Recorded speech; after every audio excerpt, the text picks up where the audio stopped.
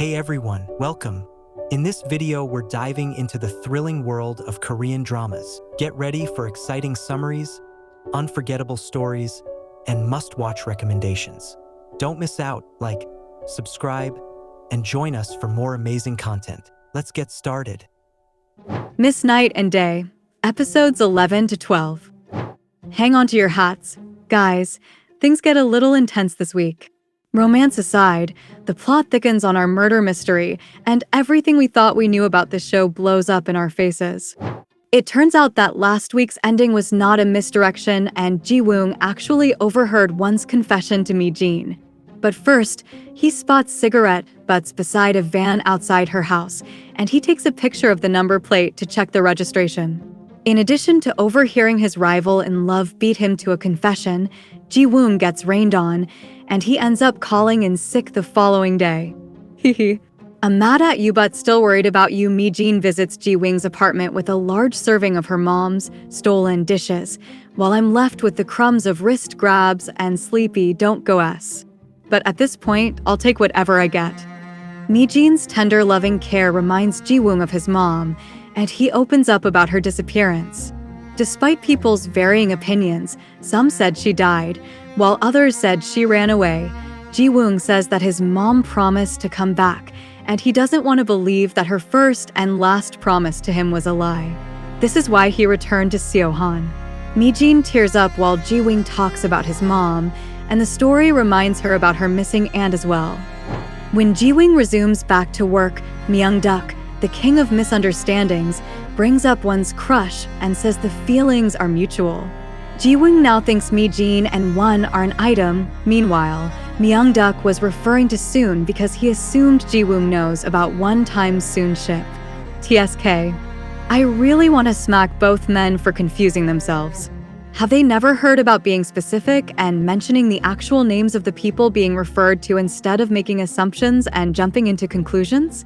Then Myung-duk goes on to make things worse by declaring his support for one's relationship because love isn't a crime. Pfft. I bet Mr. Prosecutor thinks this brand of love is a crime. But what is he going to do about it? If you guessed Ji-woong will march straight to Mi-jin's house to declare his love for her, you're partially correct. He does drop by her house, and Mom ropes him into staying for dinner and staying forever. Mi-jin arrives home to meet a feast, and even Jae-young and her dad are present. What's going on? Mi-jin wonders. I think it's your engagement dinner, Jae-young replies. LOL. But it's actually Aunt Soon's birthday and Mom is celebrating in her absence. She must really miss her sister.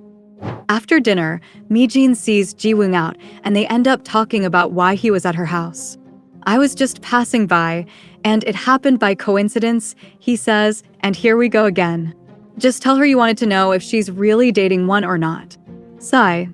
Since the topic came up over dinner, Mi-jin briefly tells Ji-woong about her missing aunt without giving too much away. And in turn, he tells her that her dad has found out that she fell victim to the job scam from week 1. It happened that a police summons came in for Mi-jin. She's been implicated in a fraud case probably because the scammer used her bank book, and a worried dad informed his prosecutor son-in-law-to-be. Ji-woong, in turn, had no choice but to tell dad about the scam even though he promised Mi-jin to keep it a secret from her parents. On his part, dad blames himself for being an incompetent father and not saying anything when Mi-jin was pressured to get a civil servant job. But I don't think Mi-jin resents her dad at all. Dad is a man of few words, and even his simplest of gestures, shining her shoes, saving up to buy her a work outfit, and his "you're doing great," are enough to show Mi-jin that he cares. The search warrant for Hwadong Medical Center is finally approved, and Myung-duk and Soon lead the search and seizure team to the hospital. Soon runs into the suspicious nurse who took her blood sample the other day, and unsuspectingly follows her to get the result of the blood test. Oh no! Back in the office, Ji-woong fails to get an arrest warrant for Cheolgyu, and to worsen matters, Won informs him that Mi-jin is not answering her phone. The location tracker reveals that Mi-jin is at Hwadong, and that's enough to alarm Ji-woong because what is she doing in Cheolgyu's vicinity of all places? Ji-woong storms the hospital in search of Mi-jin, around the same time Myung-duk realizes that Soon is missing. Unfortunately, neither of the men see Cheolgyu, who's disguised in a surgical mask and scrubs, wheeling out our unconscious heroine. Ji-woong recalls his insistence on not informing the police that Mi-jin is a witness in the raincoat case because he doesn't trust them, and knowing that his mom disappeared in the process of giving a witness statement makes this trust issue understandable. Unfortunately, since the police are not aware of a witness, they were unable to investigate the case from Mi-jin's witness angle or at least protect her. Instead, Ji-woong told Mi-jin to trust him to keep her safe, and now that she's in the wind, he cannot stop blaming himself. Backing up a bit, we learn that Cheolgyu was behind the van parked outside Mi-jin's house. He sent a private investigator to tail Soon, but Soon was always going to a different house, Mi-jin's house, instead of the one she is on her employee record, Jae-young's house. The PI reports that the house belongs to Soon's older sister, Mi-jin's mom, and that whenever he loses sight of Soon, her niece, Mi-jin, appears. Cheolgyu and the PI then theorize that Soon and Mi-jin are up to some clandestine activities. Thus, Soon's kidnapped from Hwadong to find out what both women are plotting. In the present, a restrained Soon wakes up in the basement storage at Hwadong, and this is the point where the drama reveals its biggest misdirection yet. It turns out that Cheolgyu is not the big bad we assumed he is. He's just a loving husband, heartbroken over his wife's death. And no, he didn't kill her. His wife went missing, and in the process of tracking her whereabouts, he visited the bank to request that they inform him about activities on her bank account. The real Soon, as we know, worked in Seohan Bank, and since she was on friendly terms with Cheolgyu back then, she attended to him when he came around. Unfortunately, Cheolgyu's wife turned up dead. This is the body the police took out of that building in Ji-woong's flashbacks and soon vanished. The PI, who has been in Cheolgyu's employ following his wife's disappearance and now tailing our heroine in the present, theorizes that Soon killed Mrs. Wife and disappeared after she figured Cheolgyu was onto her since he came to the bank. Wow!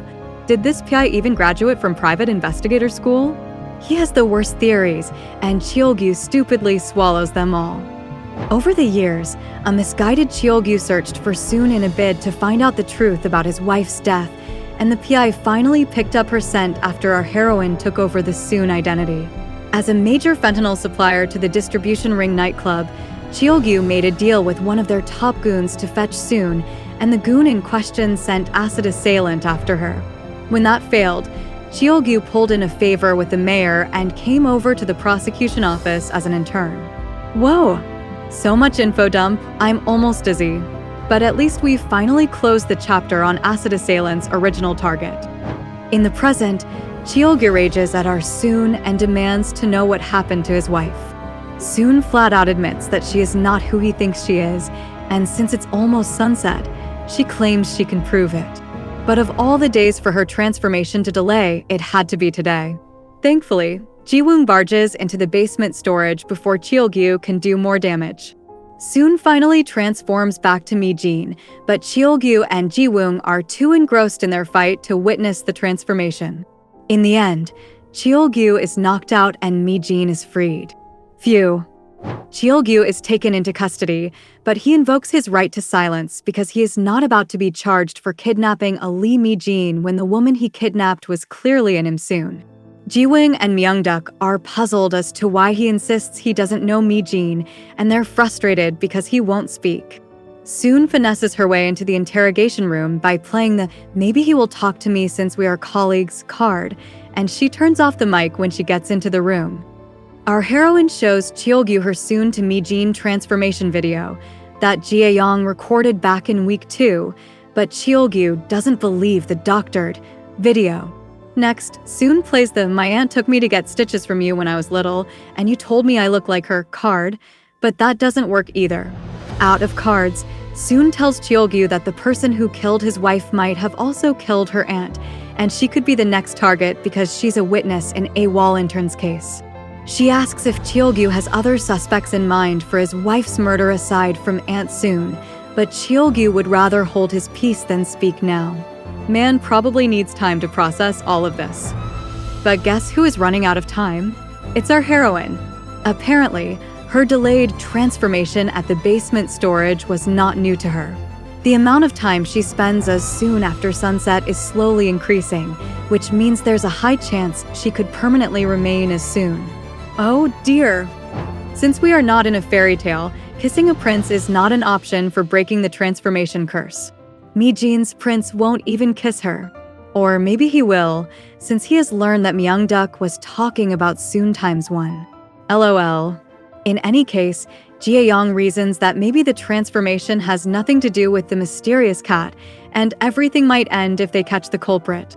So Mi-jin goes to the police station to give a witness statement. The detective in charge of AWOL intern's case calls to inform Ji-woong, and he races like a madman to drag Mi-jin out of the precinct.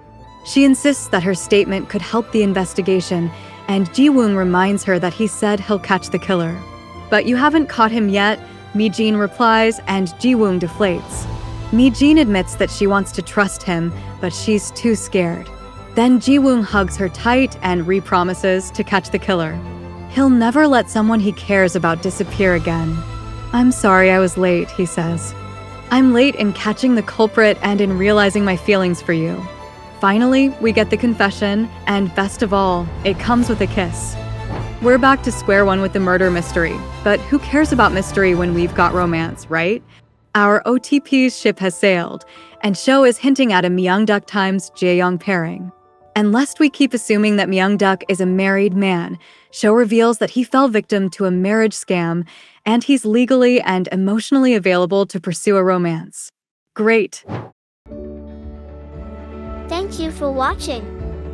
If you enjoyed our dive into the world of Korean dramas, make sure to hit that like button and subscribe to our channel for more awesome content. We'd love to hear from you.